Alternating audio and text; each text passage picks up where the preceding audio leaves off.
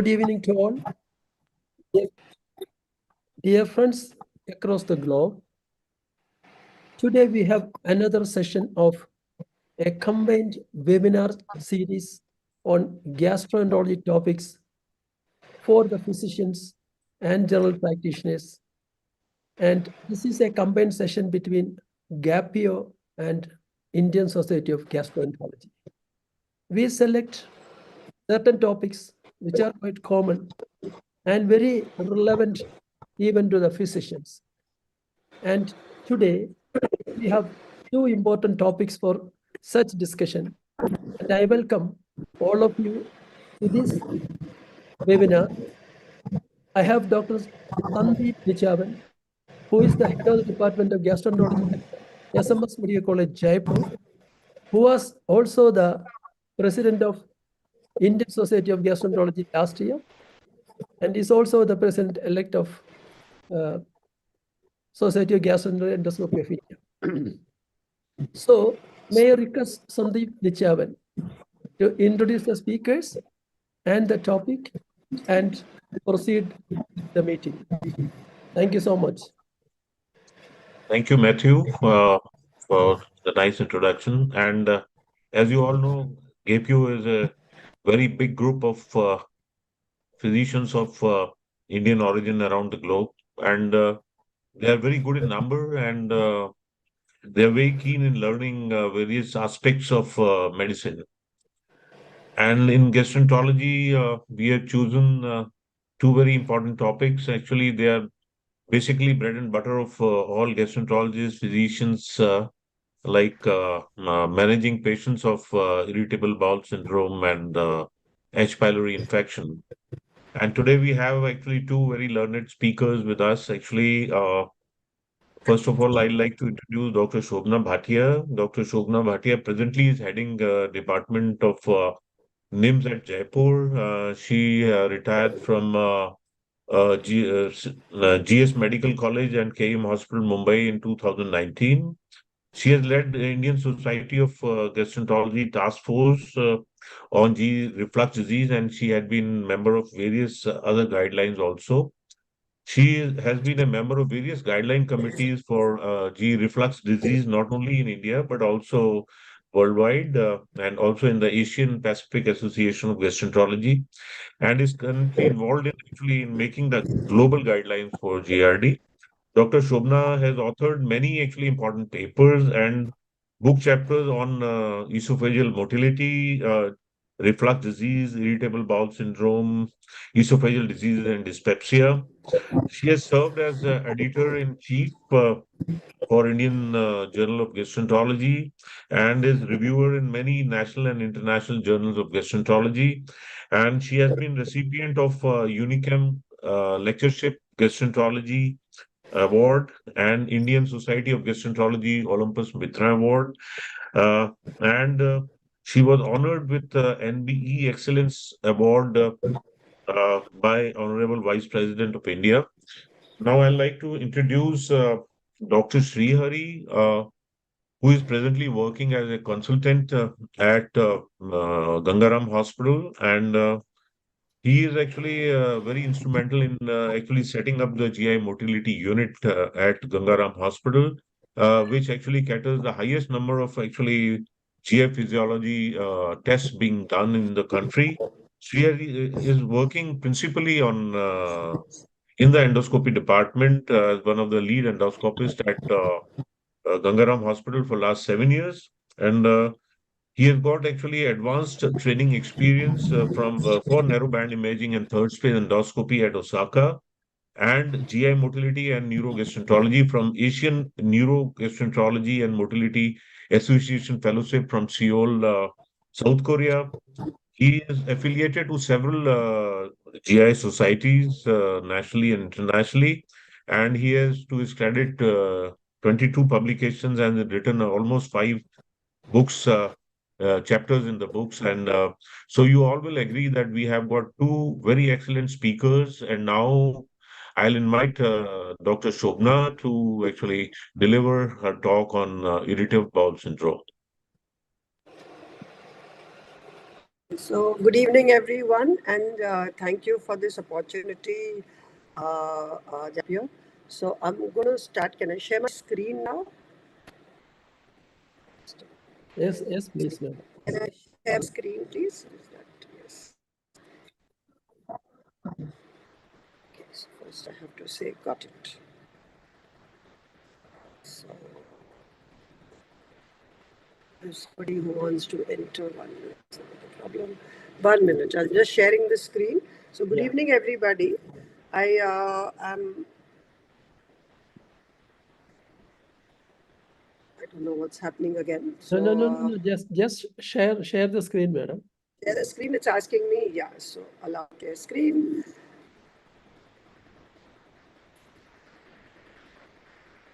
I think it's now.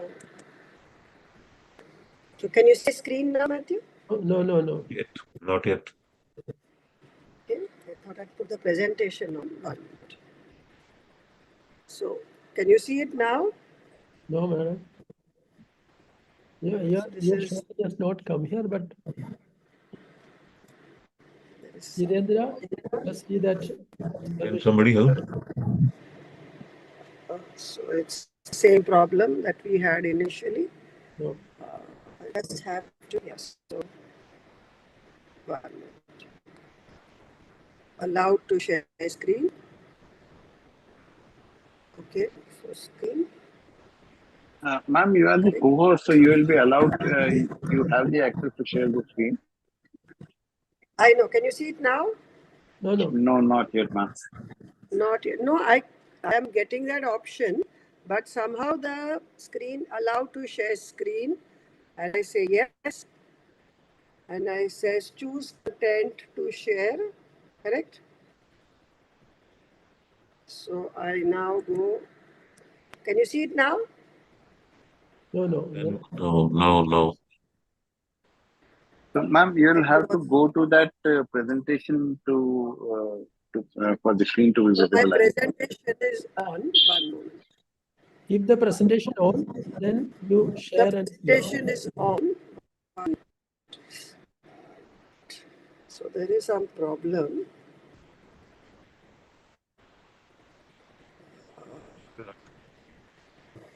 Then, do we have the presentation? We can project it otherwise. No, sir. Yeah, sure. 1 minute.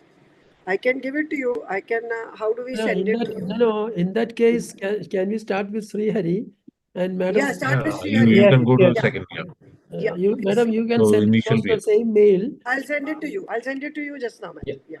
Can I share my Surya, screen you now? can start your talk. Yeah, I'll just share. Yeah. Ma'am, I'll just share my Sorry screen. about this. Yeah. Manoj ji? Yeah. Yeah, go to Yeah. full screen. Yeah. Yeah. Thank you. Yeah. So are my slides visible? Yes, your slides are visible. You can We start. can see them. Yeah, you can start. So good evening to everybody in India, and good morning and good afternoon to people in the West. So I bring greetings from Sir Gangaram Hospital, Delhi, and I am in the next 20 minutes going to discuss about a very important topic, the topic of H. pylori. Okay. So, yeah.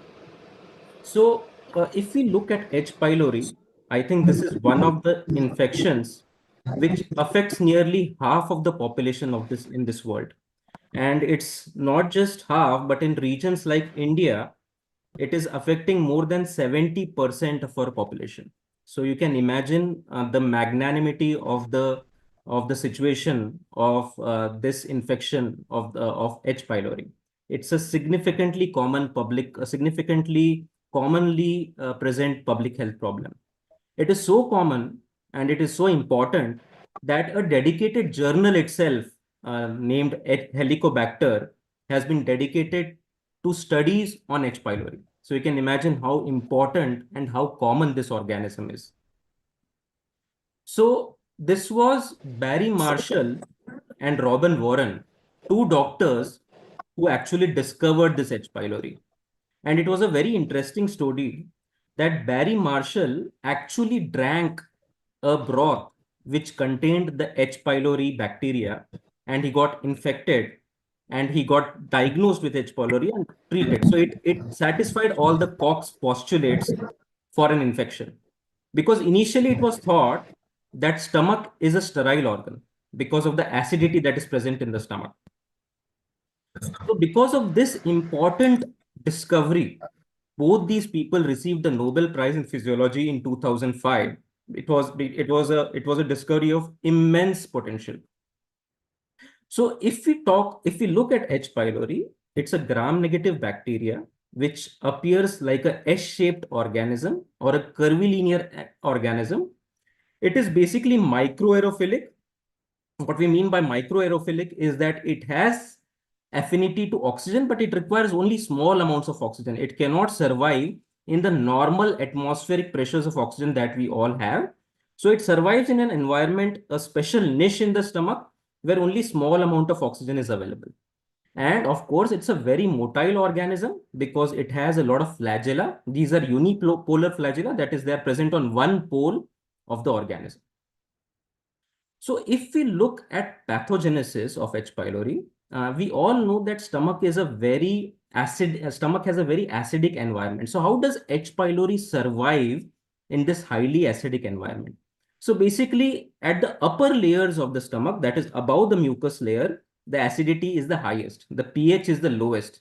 So at this pH, the organism releases an enzyme called urease, which breaks down the urea into its constituents, and through that it is able to enter into the mucus layer. And in this mucus layer, this organism is able to freely be mobile because of this unipolar flagella that are present, and it is able to move around here and there. And then it reaches into the inner parts of the mucus layer in the stomach. And in this inner parts of the mucus layer, it has adhesive toxins, which are called BAB-A and SAB-A. And with the help of these toxins, with the help of these adhesion molecules, it is able to adhere to the epithelium. And after adhering to the epithelium, there are other pathogenic factors called CAG-A or VAC-A, through which it is able to enter and establish a niche into the gastric mucosa. So this is very unique for this organism because it is very difficult to thrive in an acidic environment of the stomach, and there are hardly any organisms which are present in the gastric mucosa, and H. pylori is the most important of them. So if you look at the natural history of H. pylori, it is known that most of the infections actually occur before the age of 10 years. So it is very common that during childhood itself, a person gets infected by H. pylori. How does he get infected? Most commonly, these are feco-oral routes or oro-oral routes. Contaminated water, especially in developing countries like India, this is the most common source for getting H. pylori infection. It is now becoming very, very apparent that person-to-person transmission, especially in families, for example, from mothers to mothers to children, and from siblings to siblings themselves, this is one important route of transmission of H. pylori. And very importantly, once an individual acquires H. pylori infection, the pathogen usually persists throughout their lifetime. So let me elaborate on this very important aspect. So you have a primary infection, which is at childhood. Okay. And then this leads often to colonization.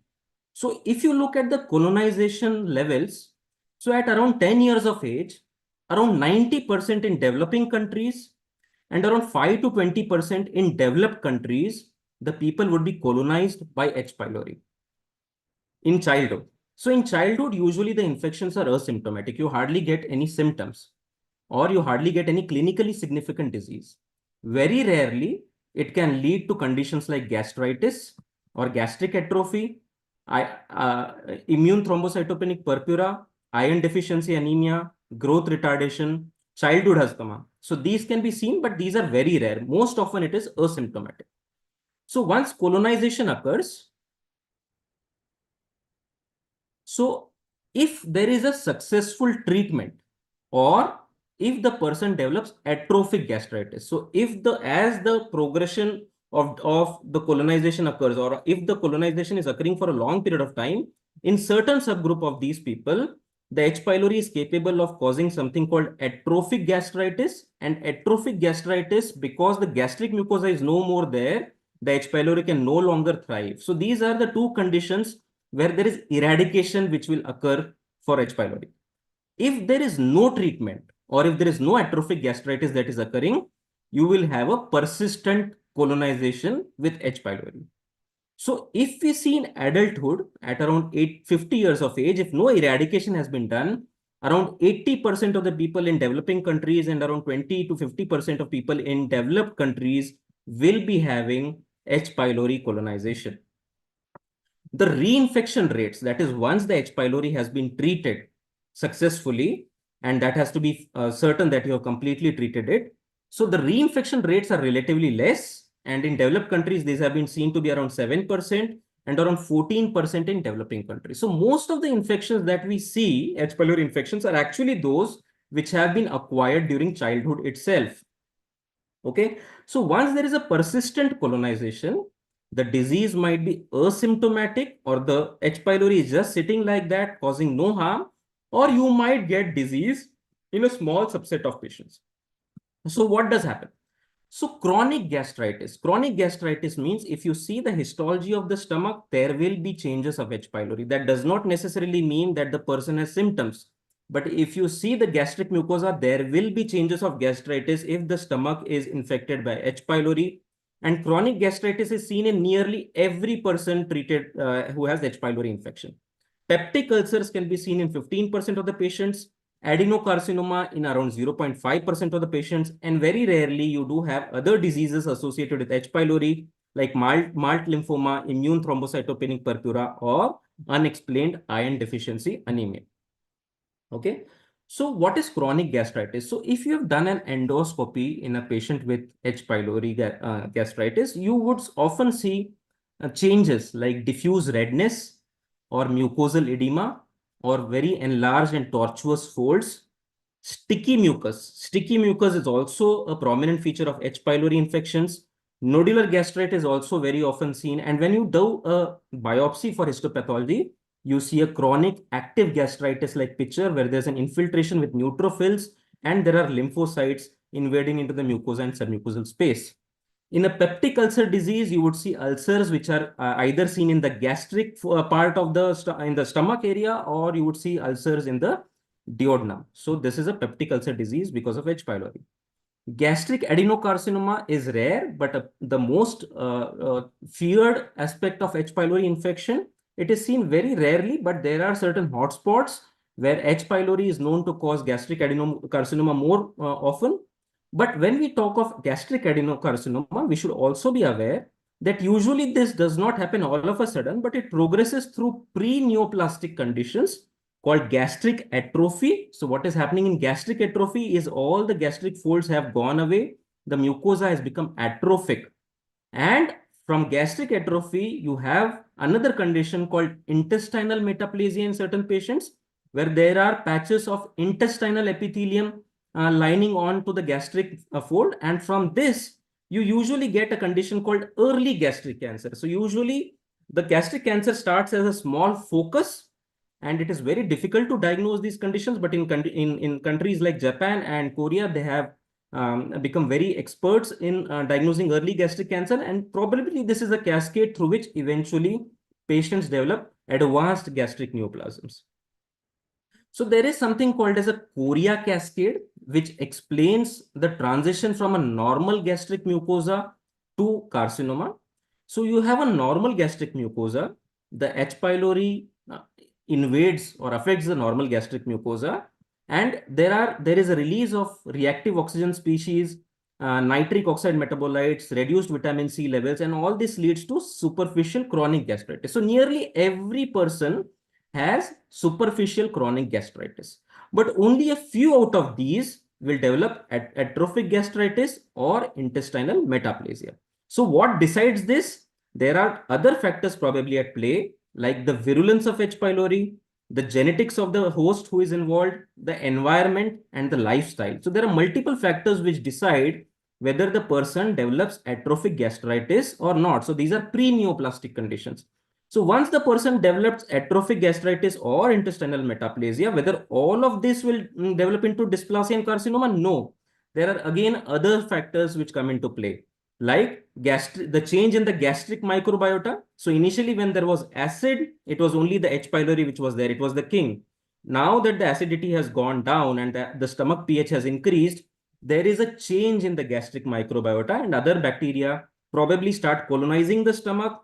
There is a release of N-nitrosocarcinogens from some of these organisms, reactive oxygen species, and genotoxicity. So multiple factors come into play, and some of these develop into dysplasia.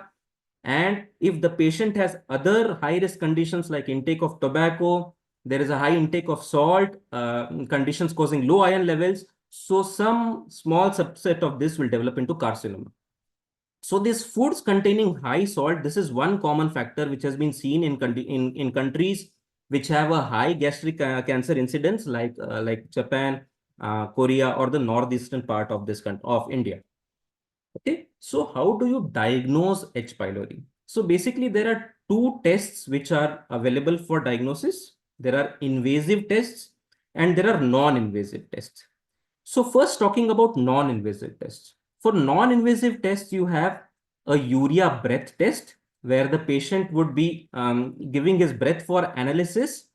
There is a serological antibody detection. So you take the blood samples and see for the H. pylori antibodies, or you take stool samples and you see if the direct antigen can be seen in the stool, or you get the stool antigen and you can also run an antibiotic sensitivity testing on this stool antigen via next generation sequencing. So these are the non-invasive tests.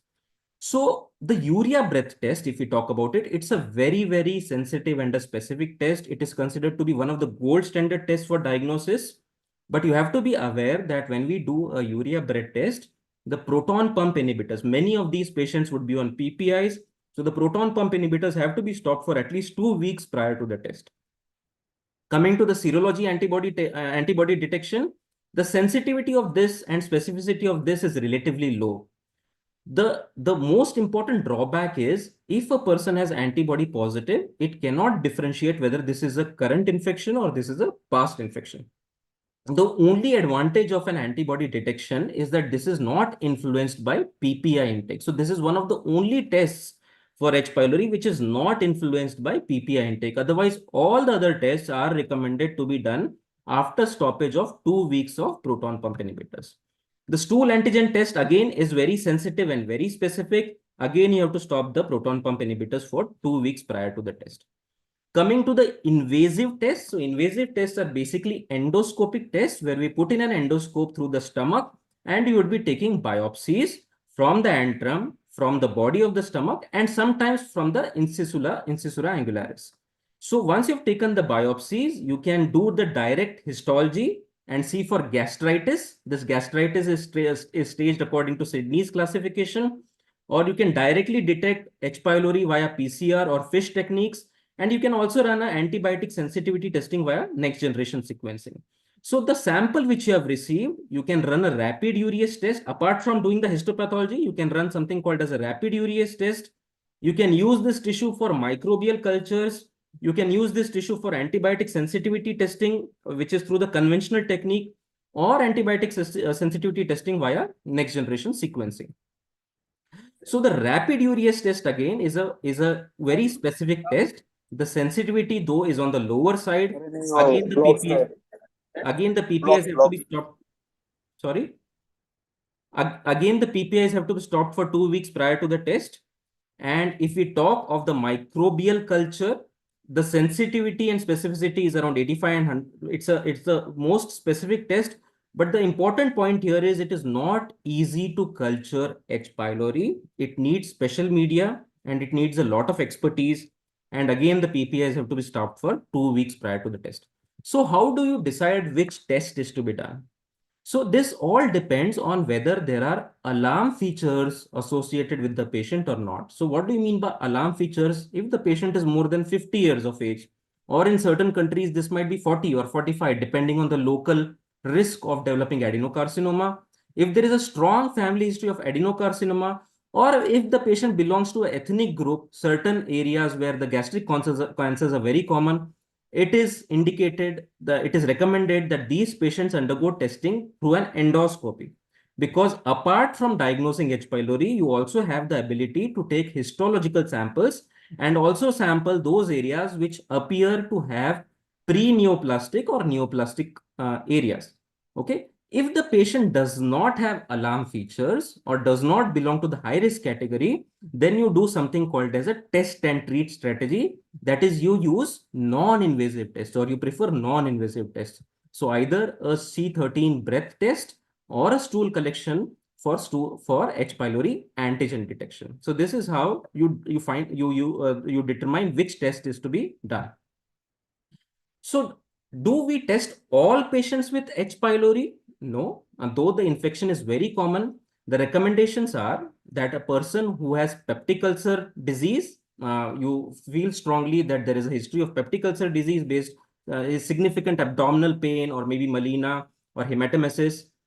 If you have diagnosed a low grade gastric malt lymphoma, if there has been a history of endoscopic resection of early cancer, if the patient has dyspeptic symptoms which have been investigated or they are under question, patients who are first degree relatives of patients with gastric cancer, immigrants from an area with a high H. pylori infection prevalence areas, unexplained iron deficiency anemias, unexplained ITP, patients who have been on long-term PPIs, and patients who have been using NSAIDs or ecosprin, that is aspirin. For these, it is weakly recommended that you do test for H. pylori, because these patients have a risk for developing peptic ulcer disease, which also there is a recommendation that you eradicate H. pylori even in all such patients who have H. pylori infections.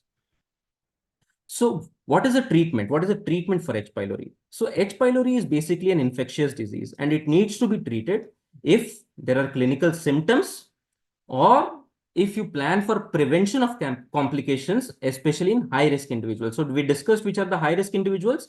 So you've done an endoscopy, you see there is an atrophic gastritis, or you see there is intestinal metaplasia, or the patient has a strong family history of stomach cancer. So in these patients, the H. pylori has to be eradicated. So H. pylori eradication in general, the therapy contains a combination of a high-dose proton pump inhibitor plus antibiotics. So why do you need high-dose PPIs? So PPIs in high dose, they will elevate the gastric pH to more than 6. At this pH, this actually enables the replication of H. pylori, thus increasing its susceptibility to the antibiotics. And also it aids the stability and bioavailability of antibiotics. This is very, very important for antibiotics like amoxicillin, which is one of the common constituents of anti-H. pylori treatment. Which antibiotics are used? These are often amoxicillin, clarithromycin, metronidazole, rarely levofloxacin, rifabutin, or furazolidine. So it's a combination of one of these antibiotics which is present in most of the H. pylori regimen. So you need a high dose PPI plus a combination of antibiotics. So there are different H. pylori eradication therapies which are available. The most commonly used are clarithromycin based triple regimens, where you have a high dose PPI with a clarithromycin with amoxicillin or metronidazole. So this is used for 14 days. You have a bismuth containing quadruple therapy where you use a PPI with bismuth, with metronidazole and tetracycline. You have a non-bismuth based quadruple therapy where you use a PPI with amoxicillin, with clarithromycin and metronidazole. There are alternative therapies like sequential therapies or hybrid therapies, and you have levofloxacin containing therapies which are used as second line when the primary first line options fail. So what is the best approach? What is the best approach for choosing an antibiotic for eradication of H. pylori? You have a patient for H. pylori and there is an indication to treat this patient. If you have an antibiotic sensitivity testing available, okay, if you have it, then you should treat it based on the local antibiotic sensitivity testing for this patient. If the antibiotic sensitivity testing is not available, and if the clarithromycin resistance in that area is high, then it is preferable to go for a bismuth-based quadruple therapy. If this doesn't work, go for a levofloxacin-based therapy. If this doesn't work, then go for a rifabutin-based therapy. If the clarithromycin resistance in the area is low, it is preferable to start with a clarithromycin-based triple therapy. Doesn't work, that is the eradication does not occur, then you go for a bismuth-based quadruple therapy, then for a levofloxacin-based therapy, and last for a rifabutin. If the patient is allergic to penicillin, so obviously you won't be able to use this regimen, and you should go for a bismuth-based quadruple therapy, and a clarithromycin-based therapy should be avoided. Amoxicillin-based therapy should be avoided. So how do you decide whether the therapy is effective or not? Once the patient has received an antibiotic regimen, the eradication for H. pylori should be done after 4 weeks. It should not be done immediately, but after 4 weeks, the confirmation is to be done, and the best test to do that would be a breath test or a stool antigen test. You should not use serology based tests, because serology based tests don't tell you about the active ongoing disease, but it might be positive even in patients with past infections. So H. pylori is actually considered to be an enigmatic disease, especially in India and the Indian subcontinent. So why is this? So H. pylori is extremely common in our country, with infection rates reported by certain literature to be more than 80 to 90%. But despite that, the adenocarcinoma, the gastric adenocarcinoma, is not very common as compared to the West. Though there are many researchers now who have started questioning this, and newer evidence is coming which tells us that this actually might not be true. But there is a proposition that our population is unique, or probably our genetics, our diet, and certain other things give us some protection against the development of gastric cancer, but this is highly debatable as of now. Okay, so now this is a complex question. H. pylori is so common, and it is impossible to treat it universally, though ideally it should be treated, because it can lead to sinister problems, and if you consider adenocarcinoma as one of them.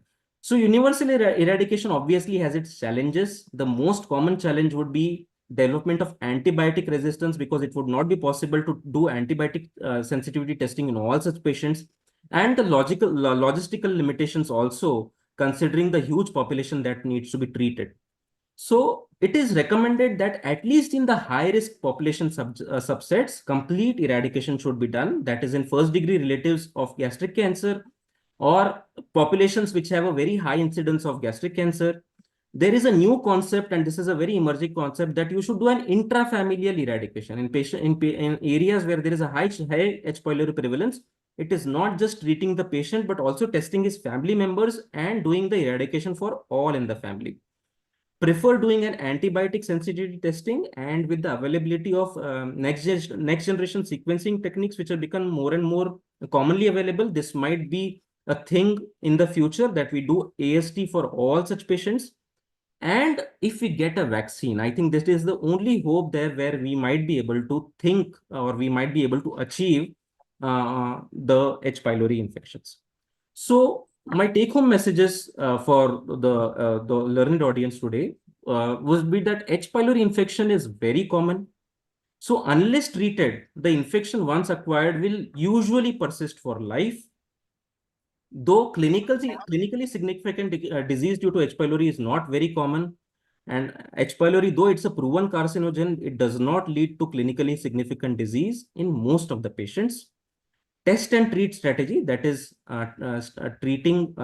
testing with non-invasive tests is preferred. But for patients with alarm features, endoscopy-based tests should be done. Multiple treatment options are available, but choosing the right drugs, choosing the right dose and the right duration, and confirming that eradication has been done is very important. Thank you very much. Thank you, Dr. Sriari. Actually, you make the topic look so simple. Actually, it's a very, very difficult topic to understand. What we'll have questions at the end. So I'll ask now Dr. Shobna to deliver her lecture on irritable bowel syndrome.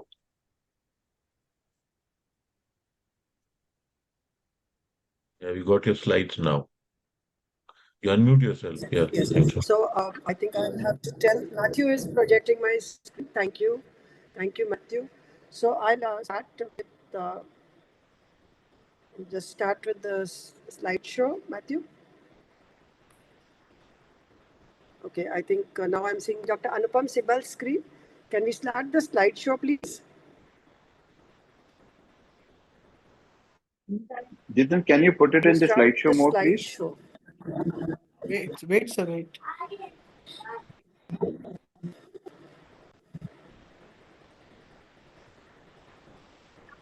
So, okay, let me start. So, this is, I have to speak today on irritable bowel syndrome. And remember that irritable bowel syndrome is something that is extremely common. Many of us have symptoms which could be classified as IBS, but all of us don't have IBS. The next slide, please. So, irritable bowel syndrome, the next slide, please. Next slide. Okay, yeah. So, irritable bowel syndrome is classified as what is called as a disorder of the gut-brain interaction. What does that mean? That means besides the gut, it is also the brain and its interaction with the gut that is affected. And here we find that there are various combinations of recurring GI problems. It is not a GI problem, single one, but it's a combination of them and which keep recurring. And there is no objective marker, there is no identified pathology either during endoscopy or imaging that you find in these patients. Next slide, please.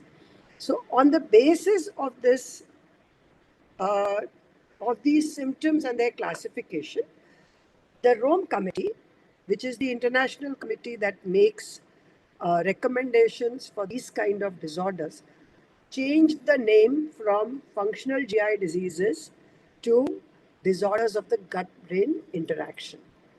And here they classify them based on the predominant symptoms into various types, where irritable bowel syndrome is put in the bowel disorders group. Next slide, please.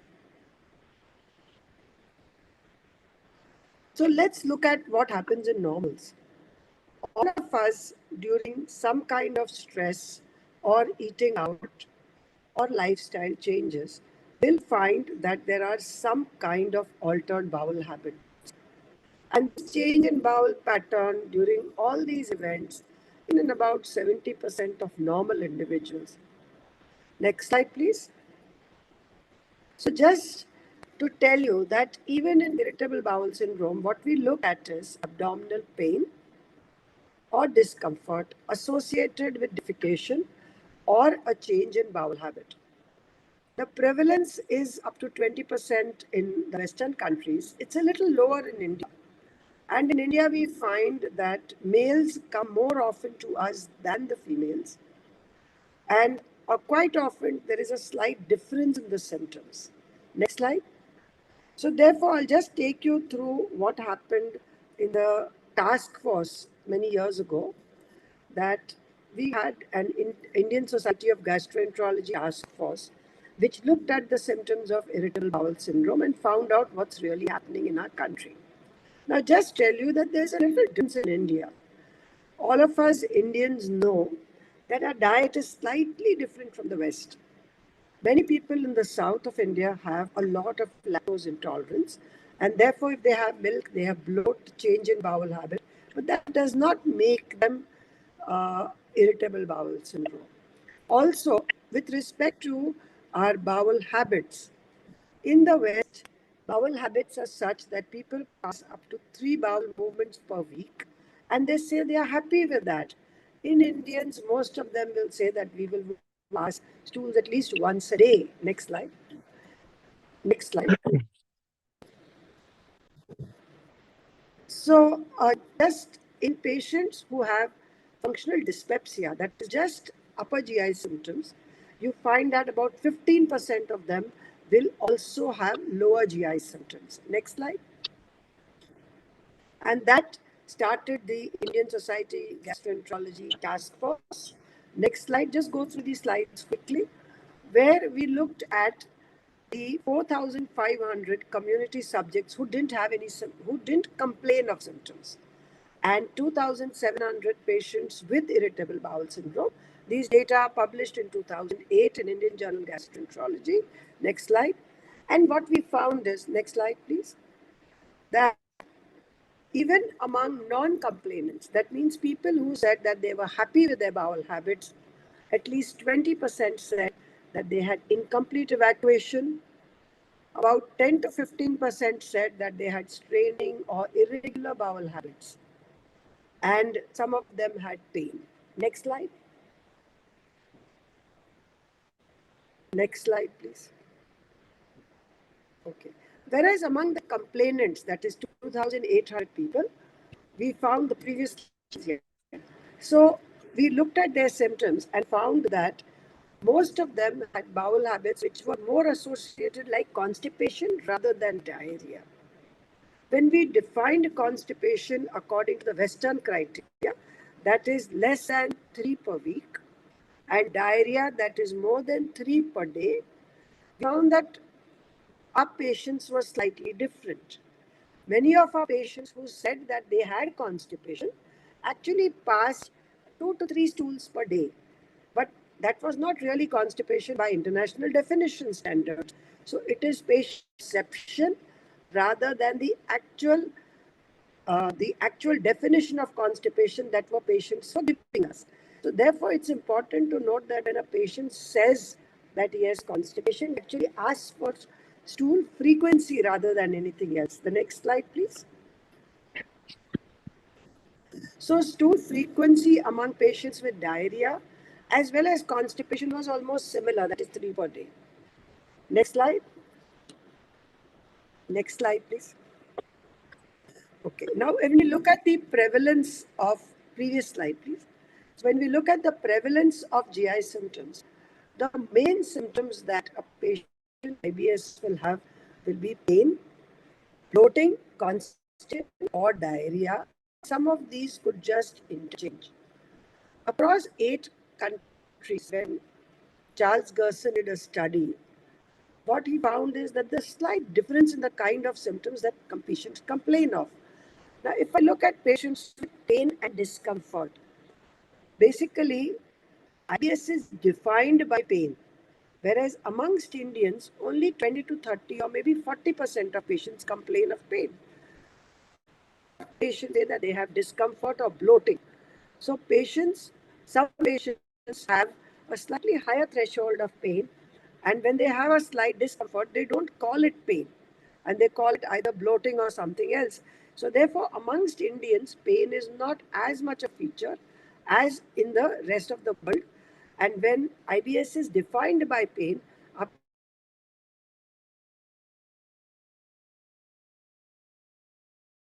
patient quickly mention pathophysiological factors that are important in irritable bowel syndrome. The next slide, please. Okay. So the precise cause of irritable bowel syndrome is absolutely speculative. Even today, that is 20, 30 years after this whole Manning criteria came up or Rome criteria started building, we're still not clear as to, in a given patient, what is the pathophysiology that is causing the symptoms. The symptoms are almost the same, but every patient has a different story to tell. So it could be disordered motility, it could be a visceral perception. The patient just feels his symptoms more, the bowel symptoms more. There could be an inflammation, especially in patients who develop uh, diarrhea of bacterial or viral origin and subsequently develop a change in bowel habit which looks like an irritable bowel syndrome. And this IBS is called a post-infectious irritable bowel syndrome. It could be CNS modulation, as happens there is too much of stress, or it could be some kind of a psychiatric factor. Next slide, please. So what are the diagnostic criteria? These are the 4 diagnostic criteria. We cannot go into details for this. I'll just come to a simpler version. Next slide. Okay. So the Rome 4 criteria, in a sense, these were published in 2016, say that the patient should have recurrent abdominal pain at least once a week for the last 3 months, at least for the last 6 months with at least two of the following criteria. That means the pain should be related to defecation, it could be associated with a change in frequency of stool or a change in the form of stool. And based on this, we could further classify irritable bowel syndrome. Next slide, please. Now, look at this chart. First of all, what you see is there is a picture of the type of stool that we pass. This was validated as saying that if the patient has very hard stools, that means they are type 2 or type 2. Type 1 are pellets, type 2 are hard but lumpy stools. It means that the patient has constipation, and this constipation means that the patient has a slow intestinal transit, and therefore these people are classified as irritable bowel syndrome type C or type constipation. On the other extreme, that is type 6 and 7 stools, are mainly watery or fluffy pieces, and this is classified as IBS-D. Sometimes patients switch between the types or say that they have a normal looking stool, which is type 3, 4, or 5, and these are termed as IBS-M or a mixed type of irritable bowel syndrome. And based on this, we can go to the treatment. The next slide, please. Next slide. Okay. In addition to looking at the stool form, we also ask for history of other things like ecological factors, finding out whether family member has any other disease, and find out whether this patient also feels that he may have a cancer or he may have an inflammatory bowel disease. Also find out whether there is a change in the diet, whether they're taking adequate fruits, adequate fiber, too much of dairy, which means they may get diarrhea because of lactose intolerance, and other histories like looking at NSAIDs, antibiotics in the recent past. Next slide, please. Now, before we make any diagnosis which is related to functional bowel or diseases of the gut-brain axis, we must find out whether there is a serious disorder that is going on. So, first is if the person comes with the first time diagnosis of irritable bowel syndrome or change in bowel habits after the age of 50. If the duration of the history is short, 2 or 3 months of diarrhea or constipation, it is better to look for a serious disorder in the colon. If there is weight loss, if the patient has nocturnal symptoms. Now, why male gender? Because men tend to have CA colon more commonly than women, or a family history of colon cancer, or the patient has anemia or GI bleed recently, then in that case, it is better to rule out an organic disease and not bill the patient as an irritable bowel syndrome. Now, this is extremely important, and because you see that these patients will otherwise call themselves IBS, not get themselves investigated, get some other treatments, and eventually get into trouble. Next slide. Next slide. Okay. So when we make a diagnosis, the first thing is take a careful history. See whether this is really going on for the last 6 months. Perform a thorough examination, including a digital rectal examination. Very often there is a growth sitting there which is not being diagnosed. Then take these symptom-based criteria or any other criteria that you think and put them into perspective. Instead of putting all your own criteria, just put them. Is there pain? Is there defecation problems, etc.? Assess for alarm features and then classify appropriately based on symptoms, which is whether it is constipation predominant or diarrhea predominant. Next slide, please. So if there is constipation predominant patient, then there is really no special testing required, except that I like to look at TSH in these patients. Many of these patients would have hypothyroidism and would not be recognized unless a TSH is done. For all patients, I would like to do a CBC and a colorectal screening, especially in the US, where colorectal cancer is extremely common. In India, in the elderly, we do find colorectal cancer, but it's a little less than the US. Now, if the patient has IBS diarrhea type, there's a lot more that we need to do. We also need to find out whether there's any infection going on. We need to find out whether there is inflammatory bowel disease or that we are missing celiac disease, especially if we find that the patient has a history of long-standing anemia. In patients who are not sure as to what kind of stools they're passing, ask them to maintain a stool diet, and you can do a plain film X-ray to find out if there is stool retention. And this is especially important in older people who tend to have constipation and are not aware of it. Next slide, please. So keep the investigations to a minimum. Extra investigations are required if there are alarm symptoms. If, of course, you're not sure, then getting a colonoscopy done may be a useful thing in these patients. Management of IBS, I like to do it into three parts. And the first part, if I made a diagnosis, do a patient counseling. That's the most important because many of these patients have a lot of stress which they have not recognized. And going back into the histories, we might find that the stress has been either from school, from college, or from work. And if we look at this carefully, then we can accordingly treat it. Next slide. So we could think of doing either relaxation therapy, cognitive behavioral therapy, or even sitting with asking them to go to a psychiatrist if we think that the patient has severe symptoms. Very importantly, if the patient has suicidal ideation, it is better to refer the patient to a psychiatrist because for these kind of symptoms, the patient is best handled by a psychiatrist. Next slide, please. Next comes the diet. Now, all patients who come with change in bowel habits want to know what they can eat.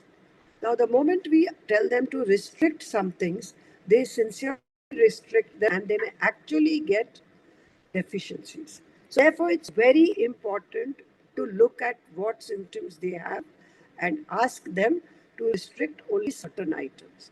So, first is fiber intake. Now, patients who have low fiber intake can be asked to take more fiber. But if they take fiber and they get bloat, especially if they take artificial fiber like isabgol, then in that case we have to tell them to take soluble fiber and not take only regular and not take the dietary fiber. Sometimes a patient may actually have a food allergy which he has not recognized, and this should be excluded. These diets should be excluded. The next thing is patients may have a carbohydrate intolerance and a gas bloat because of that. So adjusting the intake of fiber and carbs may actually decrease this. Also, patients who have lactose intolerance will be asked that not to take milk or take a small quantity of milk or have more of curds. They could have cottage cheese, but avoid pure milk. And in that case, the lactose intolerance can be easily treated and the patient has a lot of relief in symptoms. Next slide, please. And then we could go to what is called as a FODMAP diet. Now, this FODMAP diet is a craze. So, what are FODMAPs? FODMAPs are fermentable oligosaccharides, disaccharides, and all these things cause osmotic effects. Which are these items? So, usually some fruits, gluten, some high fiber vegetables are all classified under this. Now, when there is a high amount of fiber in the gut, there is an osmosis as well as bacterial fermentation. It is useful because these uh, the substance that are created by bacterial fermentation, like the short chain fatty acids, they are butyrate, propionate, and acetate, are actually useful for the colon. They're useful for colonic mucosa because they cause trophic effects and handle the luminal pH. But when there is a change in microbiome or there is a change in sensitivity of the GI tract, these patients will find that they have GI symptoms, pain, bloating, and altered bowel habits. And therefore, we have to try and adjust the FODMAPs for them. Sometimes it is easy, sometimes it is difficult, and giving them a pillow FODMAP diet is sometimes difficult. Also, they can get a lot of deficiencies, so we have to be very careful. Next slide, please. So, coming to the final management, I have shortened the management in view of the limitation of time. Patients with constipation based IBS, the first thing is ask them to take more water, or sometimes patients with constipation predominant IBS have more of methane producing bacteria. Giving them rifaximin helps, or we can give them osmotic laxatives, then drugs like ribipriston, linaclotide, or pro-motility agents like procalciprate. In patients with IBS diarrhea, we're doing exactly the opposite. We look at the diet item that cause their diarrhea, so we give them, say, lactose, tell them to stop lactose. If they have increased bile acids, if they have bile acid diarrhea, then in that case, think of giving them cholestyramine. If we think that they have more bloat and diarrhea, and maybe they have an abnormality in the gut microbiota, giving them antibiotic helps. Sometimes probiotics help. Now, probiotics in patients who, in the American guidelines say probiotics help, but some American guidelines, like the ACG guidelines, say that probiotics don't help. And it's really individual. Some patients say they feel better after the probiotics. They can go ahead with it, but increasing their curds or yogurt intake actually helps. Now, fecal microbiota transplant has been tried, but not really very useful in most patients with IBS. In a given subset, they may be useful. Anti-motility aid we've got to be careful about, because drugs like loperamide can also cause IBS, especially in old people, and therefore we've got to be careful. Anti-serotogenics, some of them like ondansetron or ramosetron, have been found to be useful. Now, once in a while, there will be a patient with irritable bowel syndrome who also has inflammation and mast cell activation. In these patients, the biopsies will show increased mast cells, and in them, mast cell stabilizer like a Montelukast helps.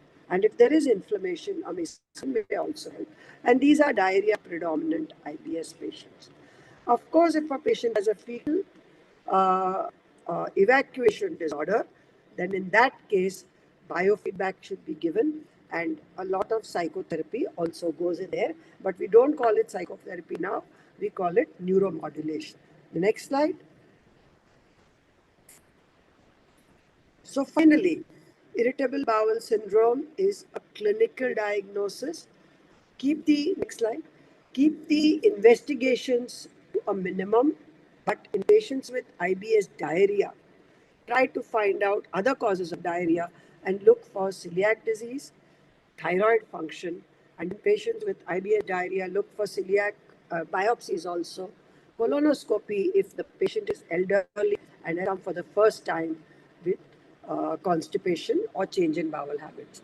And therapeutic armamentarium, I think I just went in detail, and it is mainly clinical, where we first try to change the diet, then we may try to give them drugs which can control their symptoms. Finally, try and give them some neuromodulator therapy, biofeedback therapy, and most importantly, sit with the patient and counsel them. Thank you. Thank you, Dr. Shobna, for making such a wide subject so concise within 20 minutes. Now we have got a very short time because of We have, busy. 10 minutes, and we have got some 5, 6 questions, Yeah, yeah, So we take up yeah. the questions. Yeah, so initially I will ask few questions to Dr. Srihari. Uh, that we have got so various tests are available for the diagnosis. So either we do a single test or we do a combination of the tests. And there was one more question by Dr. Gubi that which is better, RUT or stool antigen?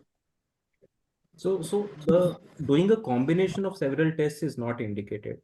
Okay, by most of the guidelines, you need to do one test, and it is very clear that for patients who don't have risk factors, the general testing should be test and treat. That is with non-invasive tests. And for this, you have a urea breath test or a stool antigen test.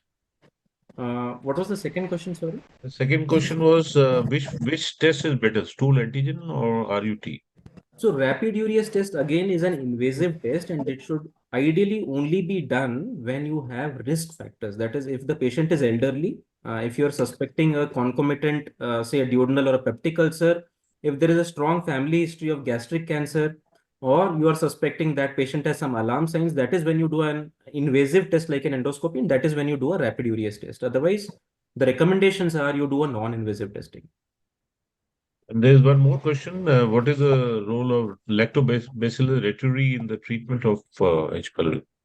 So probiotics or prebiotics by themselves are not known to eradicate H. pylori. But one place where adding a probiotic might be useful is that some of these antibiotic regimens used for eradication of H. pylori are associated with antibiotic associated diarrhea. And if you add a probiotic to these regimens, the incidence of diarrhea goes down, and it is found to be useful in that sense. So it might be useful to add a probiotic to an antibiotic regimen when you are using it for eradication of H. pylori, not as a solo agent. See, I just want to make a comment on that. Srihari, most of the combinations contain amoxicillin.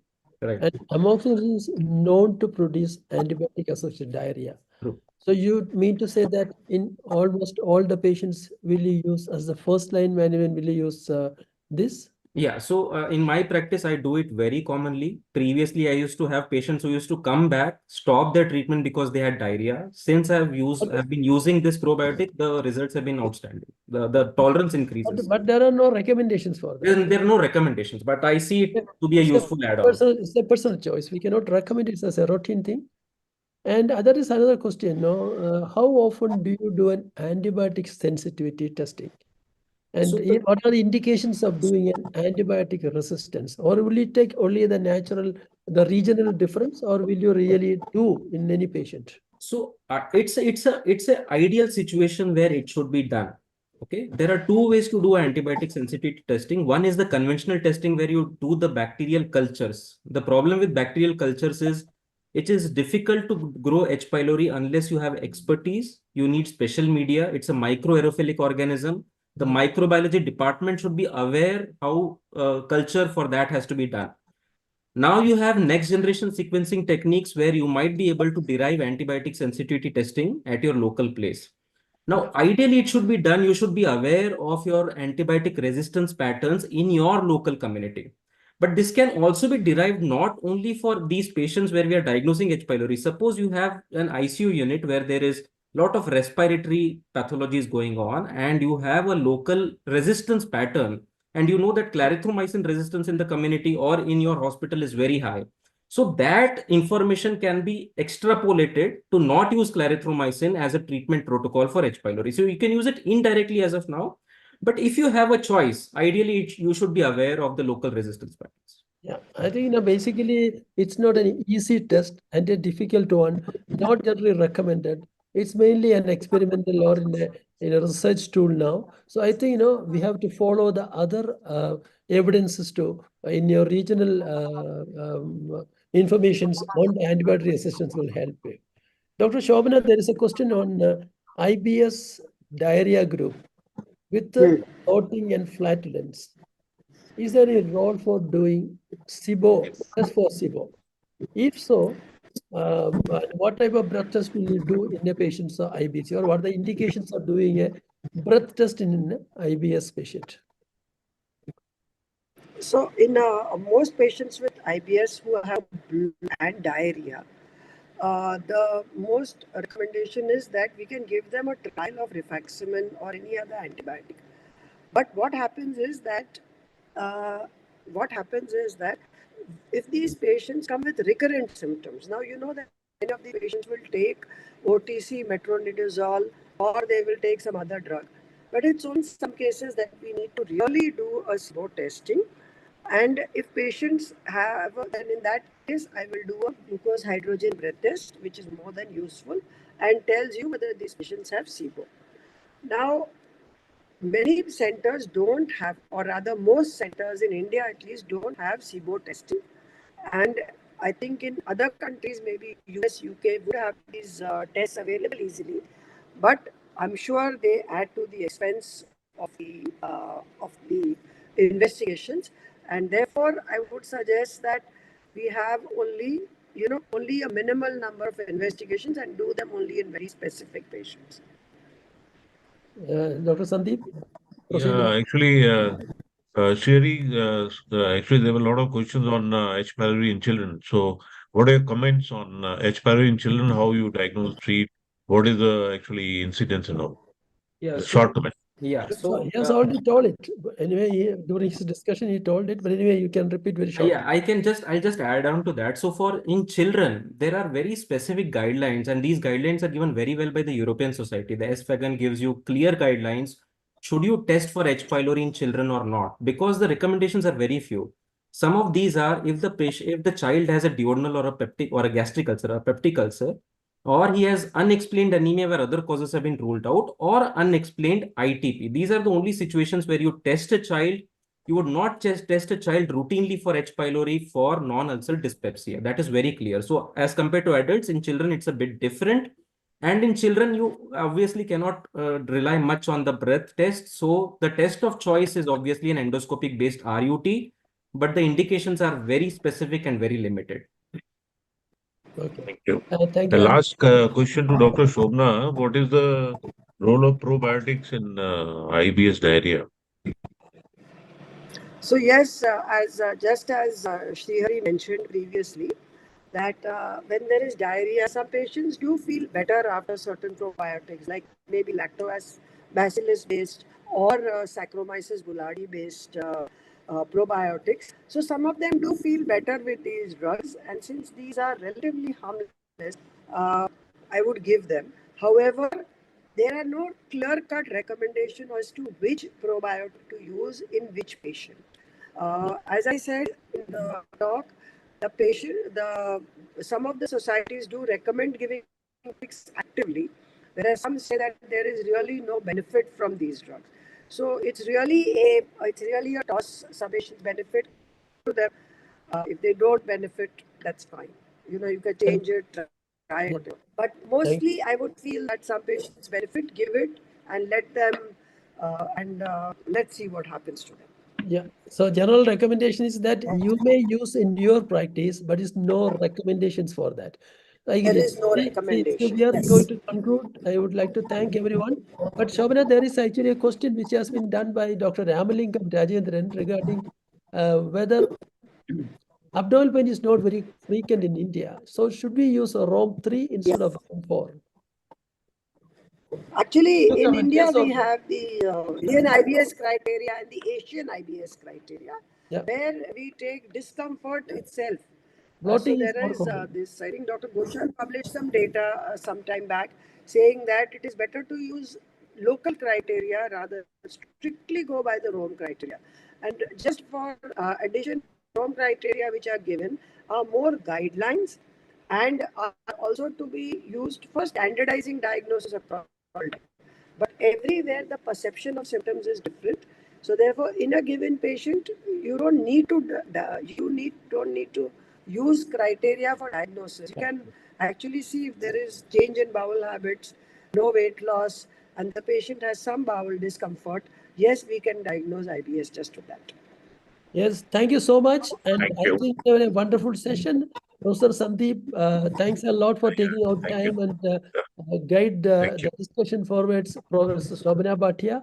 Thank you so much. It was a wonderful discussion. We are extremely sorry for the technical glitches in between. And Dr. Srihari, wonderful presentation. Thanks a lot. There are so many more questions coming in, but I think we have no time. And thanks everyone. Thanks Gapio for this platform. And I thank once again, I bring in greetings from Indian Society of Gastroenterology to all the friends across in the Gapio group. Thanks a lot. Good night. Thank you. Thank you. Thank you. Thank you. Thank you.